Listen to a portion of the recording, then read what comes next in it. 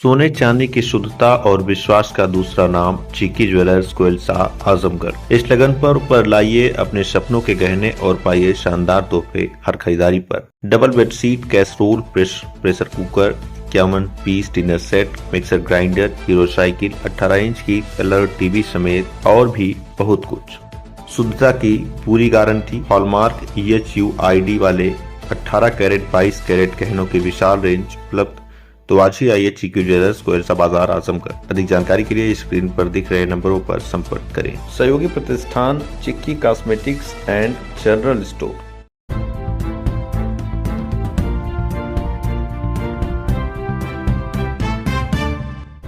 नमस्कार, आप देख रहे हैं तेज न्यूज। मैं हूं आपके साथ विनोद राजभर। आइए शुरू करते हैं खबरों का सिलसिला। अखिलेश यादव पर ओम प्रकाश राजभर का बड़ा हमला। अखिलेश यादव धरातल के नहीं, विरासत के नेता हैं। समाजवादी पार्टी गुंडों की पार्टी है। मैं सपाइयों की गुंडई मिटाने आजमगढ़ आया हूं। अपने बयानों के कारण हमेशा चर्चा में रहने वाले सुहेल देव भारतीय समाज पार्टी के राष्ट्रीय अध्यक्ष ओम प्रकाश राजभर रविवार को जीयनपुर रामलीला मैदान में भागीदारी पार्टी के कार्यकर्ता सम्मेलन में पहुंचे। उन्होंने कहा कि समाजवादी पार्टी गुंडों की पार्टी है। सपा की गुंडई मिटाने के लिए ही मैं आजमगढ़ आया हूं। उन्होंने एक बार फिर दोहराया कि मैं समाजवादी पार्टी के गढ़ को गढ़ही में बदल दूंगा। पिछड़े समाज के सीने पर चढ़कर लोकसभा और विधानसभा में पहुंचने वाले लोग इनकी आवाज कभी नहीं उठाते। मेरी प्रधानमंत्री मोदी जी से वार्ता हुई है, जिसके मुताबिक आने वाले विधानसभा के चुनाव के पहले ही पिछड़ों का आरक्षण बढ़ जाएगा, जिसे सबको भागीदारी मिलने लगेगी। भागीदारी पार्टी द्वारा आयोजित कार्यकर्ता सम्मेलन को संबोधित करते हुए उन्होंने कहा कि उत्तर प्रदेश में समाजवादी पार्टी की गुंडई चरम सीमा पर थी। मुख्यमंत्री योगी जी के आने के बाद प्रदेश में एक भी दंगा नहीं हुआ। दंगा करने वाले या तो जेल में हैं या फिर जमीन के अंदर चले गए। मीडिया द्वारा पूछे गए एक सवाल के जवाब में उन्होंने कहा कि सपा नेता ओम प्रकाश सिंह लीडर नहीं लोडर हैं। वह क्या नेतागिरी करेंगे। 2027 के चुनाव जीत जाए तो देखता हूँ मैं। स्मार्ट मीटर द्वारा आ रही गलत बिल पर उन्होंने कहा कि मैं ऊर्जा मंत्री से बात कर इसकी विसंगतियों को दूर करने का प्रयास करूंगा। भागीदारी पार्टी के कार्यकर्ता सम्मेलन को सीमा देवी, ब्लॉक प्रमुख प्रतिनिधि मनीष मिश्रा, प्रेमचंद प्रजापति, राजकुमार गुप्ता, हरिभद्र प्रजापति, विपिन प्रजापति सहित तमाम लोगों ने संबोधित किया। देखिए, भागीदारी पार्टी द्वारा आयोजित कार्यकर्ता सम्मेलन रहा। हमारे महेश प्रजापति जी जो राष्ट्रीय प्रमुख महासचिव हैं, उन्होंने निमंत्रण दिया था हम लोगों को। हम लोग इधर आए।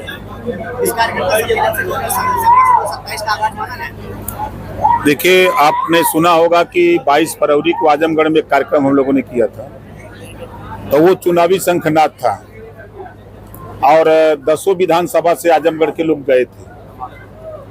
और इसी तरह का कार्यक्रम अब हम लोग हर विधानसभा में ब्लॉक वार छोटा छोटा कार्यक्रम कर रहे हैं, ताकि लोगों को इस बात का पता लगे कि हमारा हक कौन लूट रहा है, हम जिसको वोट दे रहे हैं वो हमारे लिए क्या कर रहा है।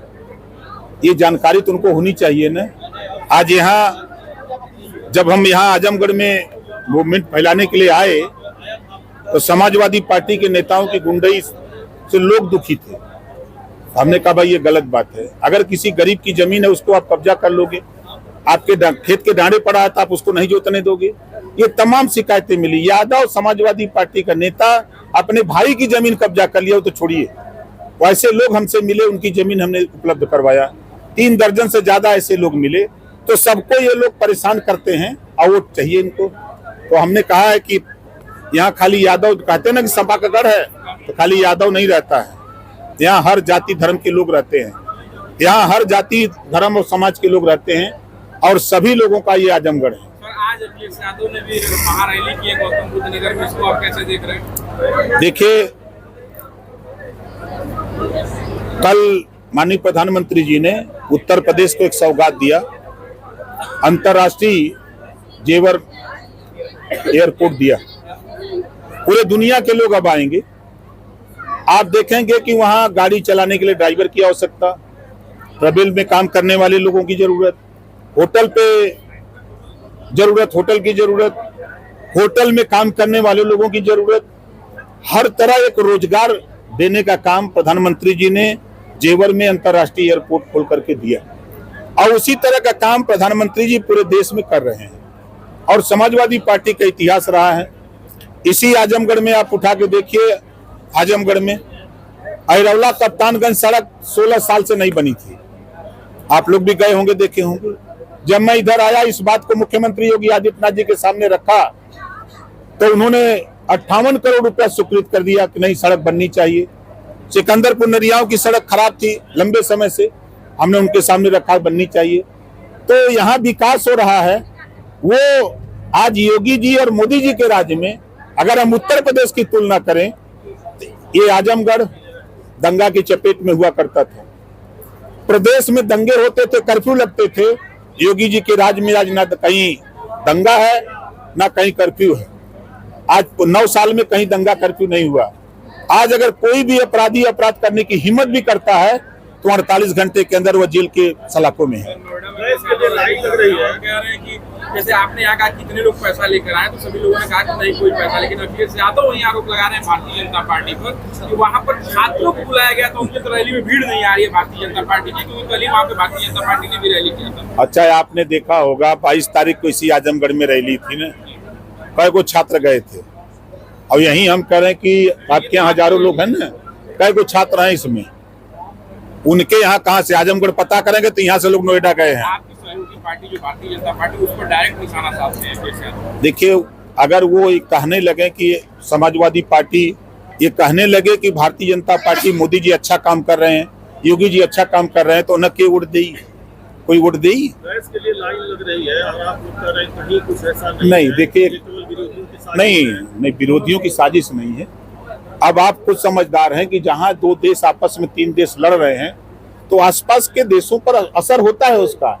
कहा यह जा रहा है कि आप संयम से, धैर्य से काम लीजिए, गैस आपको मिलेगी, आप घर में स्टॉक मत बनाइए, ये बात कही जा रही है। सर, जिस तरह से आजमगढ़ में सपा का गढ़ है और समाजवादी पार्टी का कब्जा है, आप ताबड़तोड़ आपकी जनसभाएं और इस गढ़ को गढ़ी बनाने का दावा कर रहे हैं, तो 2027 से पहले किस तरह से आप करना चाहेंगे? आपको इसी आजमगढ़ के धरती पर, आजमगढ़ शहर में 50,000 आजमगढ़ से महिलाओं को जुटाऊंगा और उन्हीं को झाड़ू व बेलना थमाऊंगा और समाजवादी पार्टी का सफाया कराऊंगा। प्रकाश सिंह जी वो कहते हैं कि आप लोग उनको पता ही नहीं है कि उसके विभाग में क्या हो रहा है, वो खुद लोडर हैं। लोडर क्या लीडर से पूछेगा? वो तो लोडर है ना, जैसे उनका मालिक कहेगा वैसे वो करेंगे, वैसे बोलेंगे। वो लोडर है, मैं कह रहा हूँ वो लोडर हैं। लोडर की क्या हैसियत होती है पार्टी में? ओम प्रकाश की तुलना करने निकले हैं, भुला जाएं। हमें मैदान चल रहे हैं, चुनाव आ रहा से 27 करना, जीत लेंगे। पंचायत चुनाव को लेकर जिस तरह से संशय बना, देखिए, हाई कोर्ट में मामला गया, 121वें नंबर पर वो डेट पड़ी थी, मतलब डेट थी और क्रमांक था 123, लेकिन सुनवाई नहीं हो पाई। तो इस हफ्ते जज ने कहा कि इस हफ्ते, अगले हफ्ते सुनवाई होगी। सर, बिजली विभाग में स्मार्ट मीटर लगाया गया, स्मार्ट मीटर को लेकर जनता की बहुत शिकायतें आ रही है, उसको लेकर आपकी सरकार, आपकी पार्टी के द्वारा क्या प्रयास किया जा रहा है? देखिए, प्रधानमंत्री जी ने प्रधानमंत्री सूर्य घर मुफ्त बिजली योजना, अभी उसका प्रचार प्रसार लोगों तक नहीं पहुंच पा रहा है। अगर वो 80% सब्सिडी है, 90% सब्सिडी है, मतलब वाट पे है सब्सिडी, तो अब वो अगर लगा लें तो समझाने की, जो हम लोग समझाते हैं कि भाई आप लगा लो, जिसके घर में बिजली का मीटर लगा है तो वही जो है आपके सोलर पैनल का मीटर होगा। आपकी पार्टी की महिला नेत्री ने अभी कहा कि फ्री बिजली की डिमांड करेगी, जैसे हरियाणा और दिल्ली पंजाब को मिल रहा है वैसे उत्तर प्रदेश को मिलना चाहिए। 33% आरक्षण महिलाओं को इसी नाते दिया है कि सदन में जाकर। आप सर क्या कुछ 2027 में ऐसा कुछ है कि जाएगा? तो देखिए, बिजली के बिल से राहत दिलाने के लिए प्रधानमंत्री जी ने प्रधानमंत्री सूर्य घर मुफ्त बिजली योजना चलाई है और उसका प्रचार प्रसार गाँव तक नहीं हो पा रहा है। तो ये है, नहीं उससे बड़े पैमाने पर लोगों को राहत मिलती। जिन लोगों ने लगा लिया वो राहत ले रहे हैं। अब प्रदेश में, देश में लोग ज्यादातर लोगों को अशिक्षित बना के रखा वोट के लिए खाली।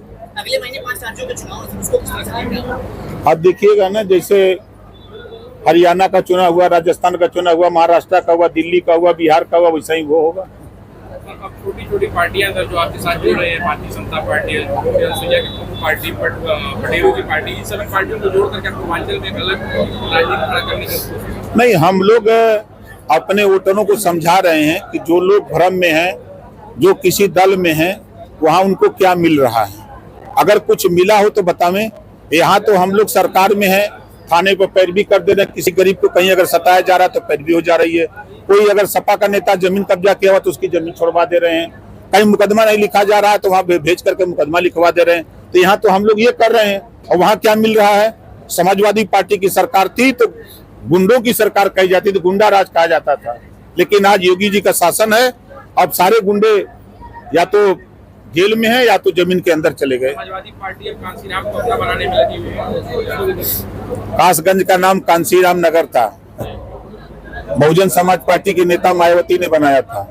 उसका नाम बदल करके अखिलेश यादव जी ने उसका नाम फिर कासगंज किया। इतना प्रेम था, वही अम्बेडकर पार्क में इतना प्रेम था कि 2012 के पहले सपा के लोग बोलते थे कि हमारी सरकार आएगी तो हम वहां शौचालय बना देंगे।